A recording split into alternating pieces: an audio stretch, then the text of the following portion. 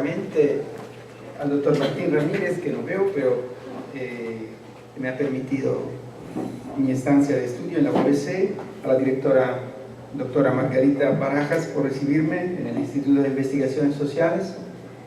a todos las colegas y los colegas del personal de este instituto,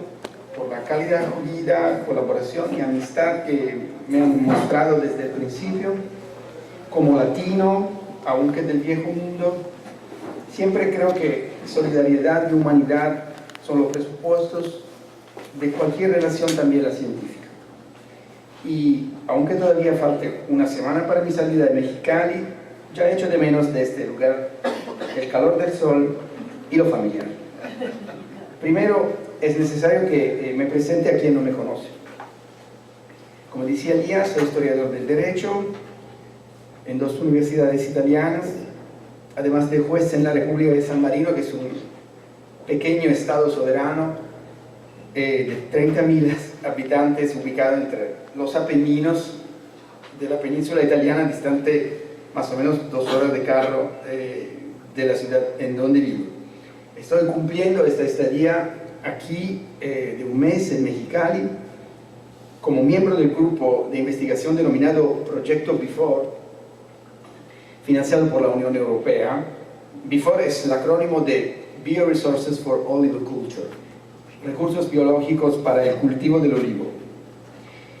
Alguien podría preguntarme qué tiene que ver un historiador del derecho y un juez con el cultivo del olivo. Puedo responder que el tema de la explotación por parte de las empresas occidentales de los recursos naturales y genéticos ubicados en los países que hoy día son depositarios de la denominada biodiversidad está en un profundo análisis, pues impacta con los derechos y las costumbres de los habitantes de los territorios biodiversos y entre ellos de los pueblos originarios. Desde aquí, la conexión entre biodiversidad y derecho y la justificación de mi presencia aquí. El punto de partida de la investigación del proyecto en el cual participo son las reglas del Protocolo de Nagoya de 2010 e incluso antes la del Convenio sobre la Diversidad Biológica de 1992 sobre el acceso y la participación justa y equitativa, así se dice en el protocolo, de las comunidades indígenas y locales en los beneficios que derivan de la explotación de los recursos genéticos naturales y de los conocimientos tradicionales, con el fin de poner freno a la apropiación indebida de estos recursos y conocimientos. El protocolo se refiere al fenómeno de la denominada biopiratería, o sea, del uso de leyes de propiedad intelectual para tener el control monopólico sobre recursos que se basan en el conocimiento y la innovación de agricultores y pueblos indígenas. Al haber firmado y ratificado el Protocolo de Nagoya en 2012, con efecto a partir de 2014, México está involucrado en la investigación del Proyecto Before, cuyo objetivo es precisamente la verificación del cumplimiento del protocolo en los distintos países que lo han firmado. Más específicamente, en el centro de mi investigación,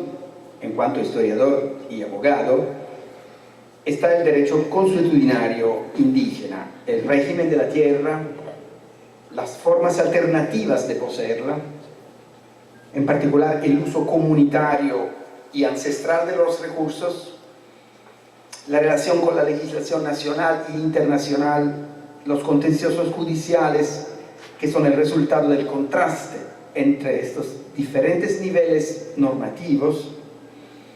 y como resultado de este análisis, la posibilidad de construir un concepto alternativo de propiedad intelectual, entendida no como derecho individual, sino como derecho humano colectivo, en conformidad con la esencia del conocimiento tradicional que tiene su origen en una tradición colectiva. Siempre me vienen a la memoria las palabras de un mexicano, mi coetáneo, hoy día olvidado, tampoco se acordaron de él en un largo programa televisivo que vi el pasado sábado sobre la selva lacandona,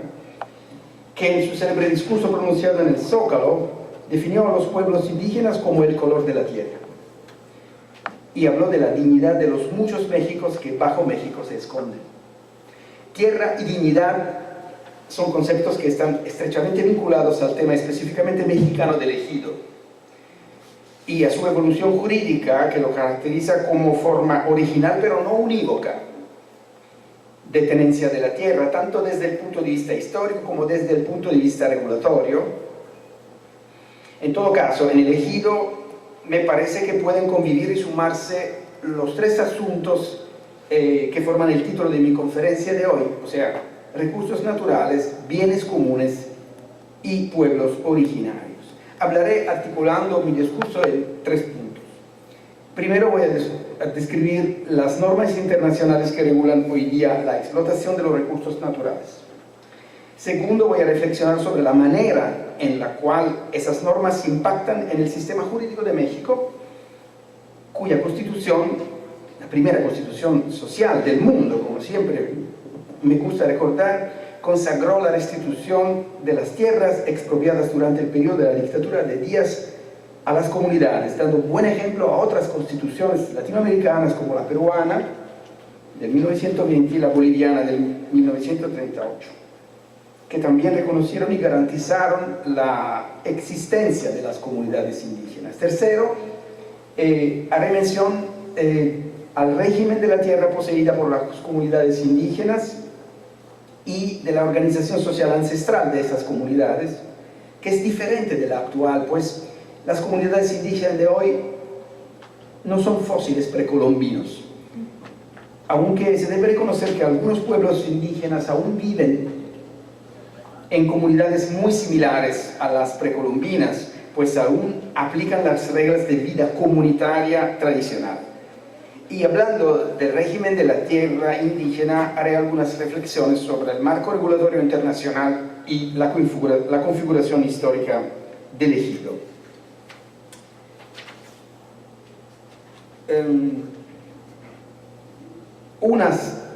Una de las maneras de obtener beneficios económicos de la naturaleza y en particular de la biodiversidad es la denominada bioprospección, la cual es la búsqueda sistemática de organismos, genes, enzimas, compuestos, procesos y partes provenientes de seres vivos en general que posean un potencial económico y eventualmente llevar al desarrollo de un producto. Los países con mayores grados de desarrollo son también aquellos que mayormente capitalizan los beneficios de las industrias relacionadas con los desarrollos biotecnológicos. Muchas veces los países en vía de desarrollo son quienes proveen el acceso a los recursos genéticos y biológicos, así como a los conocimientos tradicionales de las comunidades indígenas, que sirven de base para el desarrollo de aquellas investigaciones y el logro de importantes avances científicos. No obstante, los enormes beneficios económicos que muchas veces se obtienen por regla general no benefician a quienes proveían los recursos genéticos o los conocimientos tradicionales. Desde mi experiencia de investigación en Chile, siempre puedo llevar el ejemplo emblemático del caso del hongo rapamune, que es típico de la isla de Pascua. De este hongo se extrae una droga llamada rapamicina, considerada como el inmunosupresor de mayor éxito en el mundo, es decir, que es la mejor droga para evitar y prevenir el rechazo de órganos en pacientes trasplantados. La droga fue patentada por una empresa farmacéutica estadounidense en el septiembre de 1999, sin mediar reparto de beneficios a los chilenos y a los pascuenses en particular. Y pasó que un pascuense trasplantado no pudo acceder a ella por razones económicas. Este es uno de miles de casos en los cuales ocurre la privatización de manera directa o indirecta de recursos y conocimientos provenientes de la diversidad biológica y de los conocimientos ancestrales. Más del 80% de las patentes en el mundo concedidas o en trámite respecto de invenciones biotecnológicas se encuentran bajo el control de empresas de Estados Unidos, Europa o Japón. Siendo la biodiversidad genética la materia prima que utiliza la biotecnología, los bioprospectores buscan propiedades en los organismos, identificándolos para apropiarse de registros con el objetivo de conseguir beneficios económicos para la industria. Así, a pesar del valor que ha aportado el conocimiento de las comunidades locales y pueblos indígenas, ellos no han sido compensados de manera alguna, ni han recibido regalías porque no habían patentado sus conocimientos, y en muchos casos este conocimiento ha beneficiado a muchas empresas y países occidentales. El Protocolo de Nagoya, que regula el acceso a los recursos genéticos y participación justa y equitativa en los beneficios tanto monetarios como no monetarios que se deriven tanto de su utilización como de la que se haga de los conocimientos tradicionales asociados a dichos recursos, otorga mayor seguridad jurídica y transparencia tanto a los proveedores como a los usuarios de recursos genéticos. De esta forma, y reconociendo los derechos que cada país ejerce soberanamente sobre sus recursos naturales, el protocolo busca lograr que se acceda a los recursos mediante el consentimiento previo y fundamentado del país proveedor, además de una distribución justa y equitativa de los beneficios que se concreten en términos mutuamente acordados con el solicitante. Para ello, el protocolo establece medidas como estándares de acceso mínimo, consentimiento informado previo a las comunidades indígenas y locales, cumplimiento de leyes o requisitos nacionales del país proveedor, así como monitoreo de la utilización de los recursos genéticos para que los estados aseguren que el acceso a los recursos y conocimientos tradicionales dentro de su jurisdicción se haga de acuerdo con la legislación del país proveedor. Yo creo que el Protocolo de Nagoya puede contribuir a que efectivamente se inviertan recursos, se forme capital humano avanzado que pueda dar valor agregado a los recursos naturales y que los saberes de las comunidades indígenas puedan contribuir a mejorar la salud y la calidad de la vida de las personas en el orbe, pero también que mejore la de ellos, sus familias y comunidades. No puedo referirme al Protocolo de Nagoya sin hacer una breve referencia al Convenio sobre la Diversidad Biológica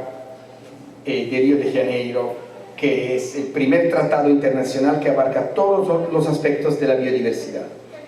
El objetivo de esta convención es la promoción de medidas que conduzcan a un futuro sostenible. Para ello tiene tres objetivos principales, que son la conservación de la diversidad biológica, la utilización sostenible de sus componentes y la participación justa y equitativa en los beneficios que se deriven de la utilización de los recursos genéticos. En el artículo 1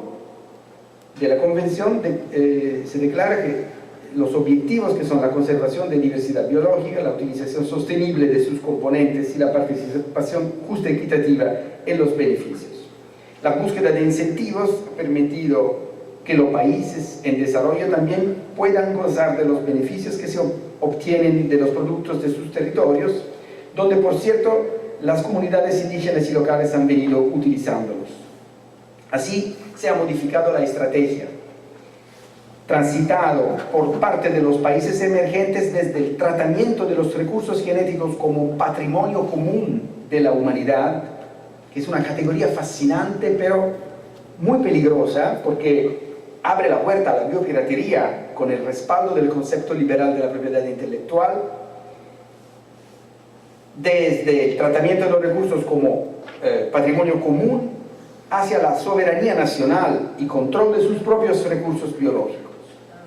Ello con la intención de garantizar la participación de sus pueblos en la gestión de los mismos y en distribución de los beneficios.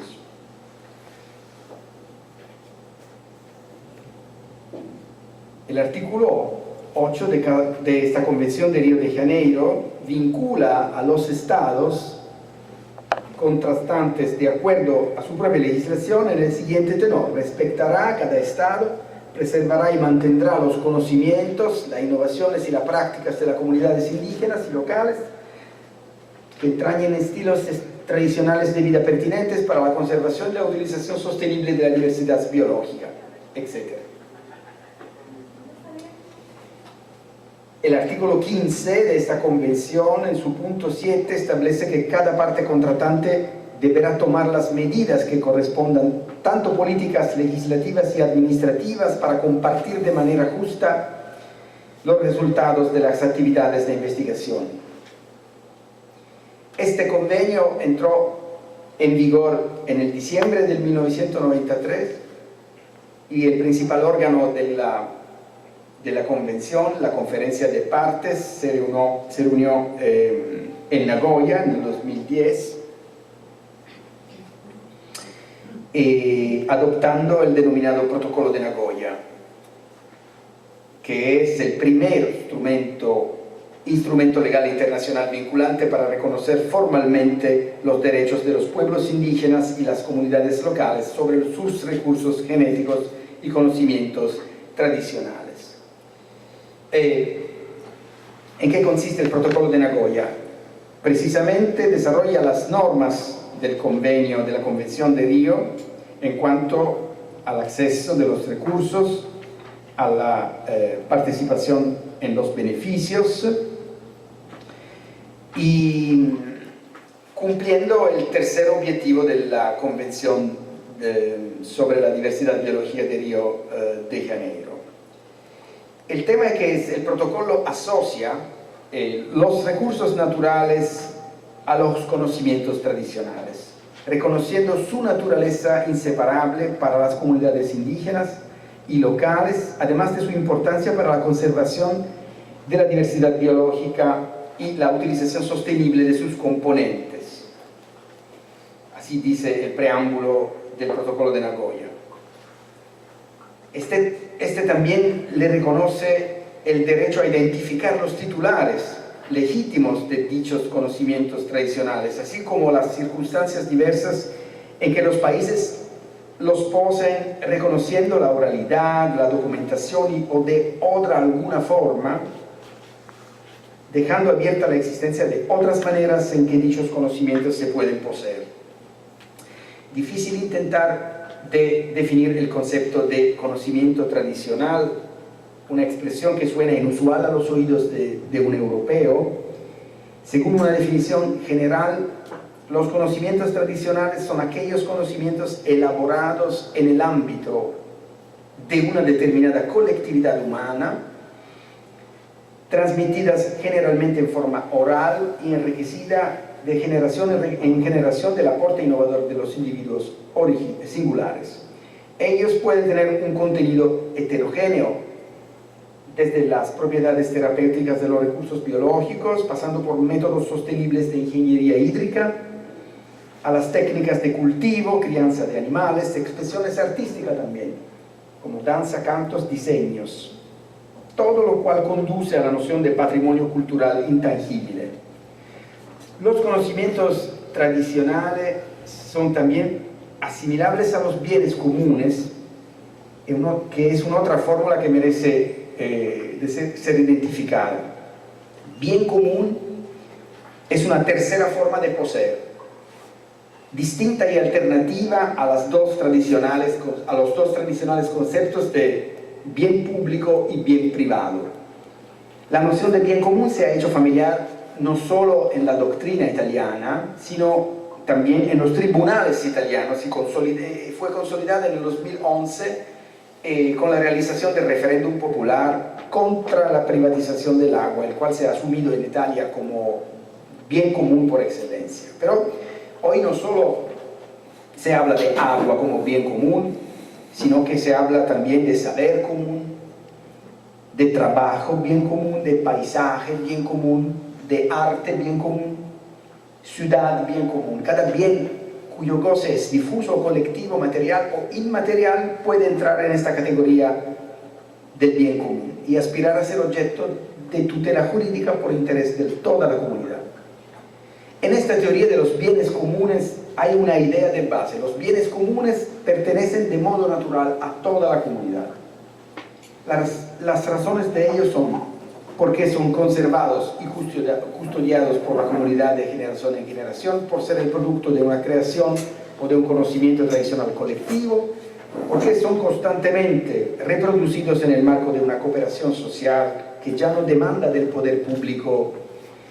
concesiones, sino que simplemente el reconocimiento de derechos. Por las mismas razones, los conocimientos tradicionales son asimilables a los bienes comunes porque son recursos detentados colectivamente por una comunidad, tienen una fuerte relación con la comunidad de referencia, su protección es funcional al goce de los derechos fundamentales del grupo y juegan un rol determinante en mantener la identidad cultural de una comunidad, y para no extinguirse requieren de ser preservados y transmitidos de una generación hacia las futuras generaciones. El punto es que el modelo europeo occidental de propiedad individual y con ellos el consiguiente modelo de propiedad intelectual ha sido exportado a todo el mundo. La exportación del modelo de la propiedad intelectual individual ha permitido una aceleración a las dinámicas de privatización de los conocimientos tradicionales de los que tanto beneficio sacan las grandes corporaciones. El protocolo de Nagoya podría contribuir a contrastar esta tendencia que conyuga globalización y privatización en el garantizar la conservación de la diversidad genética, acortar la brecha tecnológica entre norte y sur, finalmente compensar a las comunidades indígenas y locales por el uso de su conocimiento tradicional en relación con la utilización de la biodiversidad, especialmente en el campo de los productos farmacéuticos y cosméticos. Además, tal sistema induce a los países más ricos biológicamente, pero económicamente más pobres, a conservar y utilizar sosteniblemente sus recursos para el máximo beneficio de todos en la tierra. Debido a la falta de medidas de control en el país usuario, un grupo de países megadiversos, entre los cuales México, buscó una instancia negociadora sobre el acceso y participación en los beneficios, logrando la declaración de Cancún de países megadiversos a fines de año 2002. En esta se planteó desarrollar un sistema internacional que amparase la distribución de los beneficios derivados del uso de los recursos genéticos a través de la certificación de la procedencia legal del material biológico y la constatación de la existencia del consentimiento fundamentado previo y el establecimiento de términos mutuamente acordados como requisitos previos para la solicitud y el otorgamiento de patentes. El Protocolo de Nagoya del 2010 reconoce en su artículo 6 que cada país es soberano respecto de los recursos que se encuentran bajo su jurisdicción y por tanto se rigen por su legislación así como por los requisitos reglamentarios que dicten, condicionando el acceso a los recursos genéticos al otorgamiento de su consentimiento fundado y previo. Además, el Protocolo de Nagoya obliga a compartir con la parte que aporta los recursos genéticos los beneficios que se obtengan de su utilización de forma justa y equitativa, del mismo modo que aquellos beneficios que provienen tanto de su comercialización como de sus aplicaciones. Tratándose de recursos genéticos, en los cuales las comunidades indígenas y locales tengan establecido su derecho a otorgar el acceso a dichos recursos, se establece que se adopten medidas para asegurar la obtención de su consentimiento fundamentado previo, o bien la aprobación, así como que se garantice la participación de estas comunidades indígenas y locales. El artículo 7 del protocolo dispone que el acceso a los conocimientos tradicionales asociados a recursos genéticos que estén en posesión de las comunidades indígenas y locales se haga con el consentimiento fundamentado previo y a través de condiciones mutuamente acordadas para la participación de los beneficios que se obtengan del uso de dichos recursos, de conformidad a las leyes nacionales. México tiene una constitución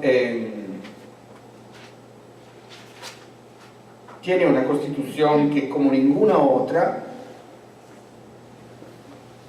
garantiza la multiculturalidad y protege a las comunidades locales e indígenas ubicadas en el país. Su artículo 2 es un documento jurídico ejemplar, un paradigma de tutela de las minorías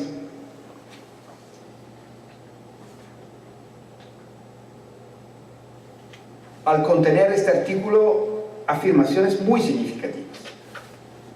Esta norma habla muy claramente de composición pluricultural de la nación, sustentada originalmente en sus pueblos indígenas, reconoce y garantiza el derecho de los pueblos y las comunidades indígenas a la libre determinación y en consecuencia a la autonomía para decidir sus formas internas de convivencia, aplicar sus propios sistemas normativos, aunque sujetándose a los principios generales de la Constitución, respetando las garantías individuales, los derechos humanos y de manera relevante, así se lee, la dignidad e integridad de las mujeres, y además una nueva tutela de las comunidades indígenas había sido introducida por la reforma del 2017, gracias a la cual ahora la ley debe preservar y enriquecer sus lenguas, conocimientos y todos los elementos que constituyan su cultura e identidad, conservar y mejorar el hábitat y preservar la integridad de sus tierras, acceder al uso y disfrute preferente de los recursos naturales de los lugares que habitan y ocupan las comunidades. Son normas constitucionales importantes que tienen que ser cumplidas, siempre tomando en cuenta que cuando hablamos de pueblo y comunidades indígenas hablamos de minorías étnicas. Y las minorías étnicas no son minorías como las otras. Según la célebre frase de Richard Cobden, las minorías no tienen otro derecho que tratar de convertirse en mayorías a su vez. En tanto, aceptan perder el juego electoral una vez en cuanto esperan ganarlo la vez siguiente. Bueno, las minorías étnicas, como las nacionales y las religiosas al interior de un Estado, son minorías que nunca pueden aspirar a convertirse en mayorías. Para ellas, las palabras de Richard Cobden suenan como la burla más atroz. Me perdonan una breve digresión. Ustedes saben lo que ocurrió a María de Jesús Patricio Martínez, la Marichuy, la vocera del Consejo Nacional Indígena y aspirante a candidata de las elecciones presidenciales del 1 de julio de 2018. La vocera indígena logró poco más de 280.000 firmas, apenas el 30% de lo requerido para participar en las elecciones. Y eso debido a una democracia celular que existe en México y que excluye a los pobres. De hecho, para dificultar más el acceso a la ciudadanía, el Instituto Nacional Electoral exigió que las firmas fueran recaudadas a través de una aplicación que se descarga en teléfonos celulares de gama media. Y los aparatos tienen un costo de más de 3 salarios mínimos, una suma inalcanzable para buena parte de la población, y muchas regiones carecen no solo de conectividad, sino de luz eléctrica. Además usted tiene que considerar la pobreza de los medios utilizados por la Patricio para hacer proselitos. La camioneta con la cual hacía proselitismo se volcó, creo, aquí en Baja California Sur. Estoy recordando este acontecimiento para decir que cuando la democracia se vuelve en consumo, los grupos humanos que viven al margen de la sociedad porque practican culturas y relaciones sociales alternativas a la del mundo globalizado, pierden espacios y voz hasta no poder conseguir un mínimo porcentaje de representación política. Volviendo al tema del protocolo, México es uno de los 102 países que hasta hoy han adherido al protocolo de Nagoya. Firmándolo y ratificándolo, México ha cumplido con un acto político significativo y coherente con sus premisas constitucionales. No todos los países latinoamericanos lo han hecho. Por ejemplo, De los 12 países que conforman Sudamérica, solo 6 han ratificado el protocolo de Nagoya: Argentina, Bolivia, Ecuador, Guyana, Perú y Uruguay. 2 lo han firmado pero todavía no ratificado, como Brasil y Colombia, y 4 no lo han firmado: Chile, Paraguay, Surinam y Venezuela. Desconozco las razones por las cuales algunos gobiernos han decidido firmar o ratificar el protocolo, si bien fueron parte del convenio sobre la diversidad biológica del 1992. El protocolo de Nagoya, si no pone en crisis, al menos repercute en el tema de la propiedad intelectual. El esquema tradicional de las patentes, que calza con los intereses de los bioprospectores, no necesariamente lo hace respecto de los titulares de los conocimientos tradicionales.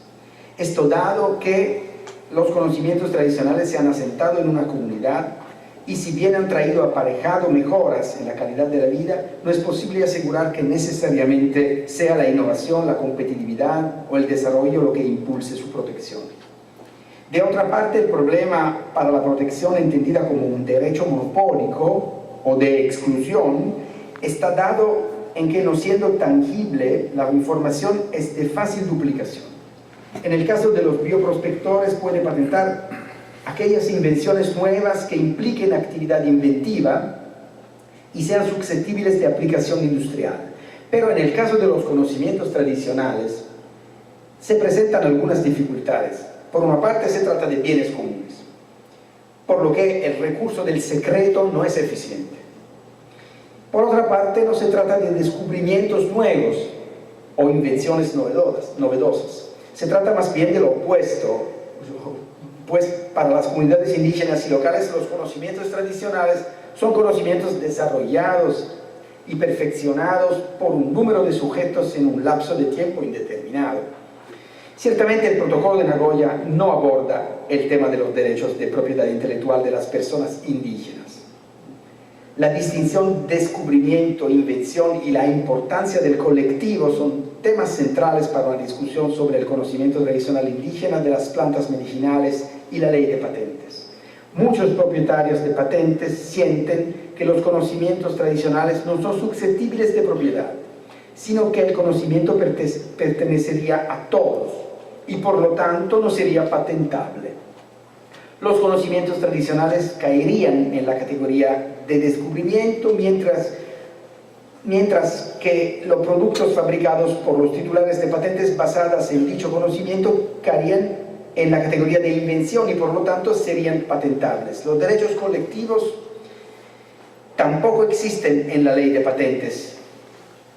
habiendo una clara preferencia por el individualismo. En otras palabras, una comunidad como un todo no podría solicitar una patente basada en su conocimiento colectivo y el uso de una planta en particular. Según yo, una posibilidad para proteger jurídicamente los intereses de las comunidades poseedoras de conocimientos tradicionales pareciera ser aún aquella de recurrir a la categoría de la propiedad, pero en la óptica de los bienes comunes, o sea, la propiedad intelectual entendida como derecho humano colectivo. Las culturas indígenas siempre se han mantenido extrañas al sistema occidental de la propiedad intelectual. Para estas culturas, el conjunto de los conocimientos colectivos merece protección no porque sea fuente potencial de utilidades, sino que en primer lugar por su dimensión cultural y espiritual. Se habla por eso de cosmovisión. Las organizaciones de los pueblos indígenas han sido siempre fuertemente contrarias al registro de las formas de vida y el patrimonio genético asociado, porque los consideran bienes extracomerciales, en el sentido de no ser susceptibles de apropiación bajo formas de derecho exclusivos. Los documentos elaborados por estas organizaciones en efecto no se refieren a la propiedad intelectual, sino que a derechos hereditarios intelectuales o derechos intelectuales comunitarios para subrayar la naturaleza colectiva y intergeneracional del patrimonio indígena. Pero un reconocimiento significativo de los conocimientos tradicionales como propiedad intelectual ha sido la Declaración sobre los Derechos de los Pueblos Indígenas, aprobada por la gran mayoría de la Asamblea General de la ONU el 13 de septiembre de 2007. El artículo 31 ha escrito que los pueblos indígenas tienen derecho a mantener, controlar, proteger y desarrollar su patrimonio cultural, sus conocimientos tradicionales, sus expresiones culturales tradicionales y las manifestaciones de sus ciencias, tecnologías y culturas, comprendidos los recursos humanos y genéticos, las semillas, las medicinas, el conocimiento de las propiedades de la fauna y la flora, las tradiciones orales, las literaturas, los diseños, los deportes y juegos tradicionales y las artes visuales e interpretativas. También tienen derecho a mantener, controlar, proteger y desarrollar su propiedad intelectual de dicho patrimonio cultural, sus conocimientos tradicionales y sus expresiones culturales tradicionales. Es la primera vez que se habla abiertamente de propiedad intelectual sobre los conocimientos tradicionales. Conjuntamente con los pueblos indígenas, los estados adoptarán medidas eficaces para reconocer y proteger el ejercicio de esos derechos. Hay que recordar que, en manera diferente de otras comunidades agrícolas, los pueblos indígenas se caracterizan por tener una articulada estructura organizativa y son portadores de un derecho consuetudinario precedente al Estado. Más que en el caso de las comunidades locales, la protección de los conocimientos indígenas ha estado estrechamente conectado a la preservación de la identidad colectiva del grupo social, entendido también como ordenamiento jurídico propio o derecho propio, además de reforzar la sobrevivencia como pueblo. Lamentablemente, el sistema de fuentes normativas hoy día vigente no atribuye a la costumbre la capacidad de derogar a la ley del Estado. Tampoco en México, porque hemos visto que la norma constitucional habla de autonomía normativa, pero pone el límite de la ley estatal.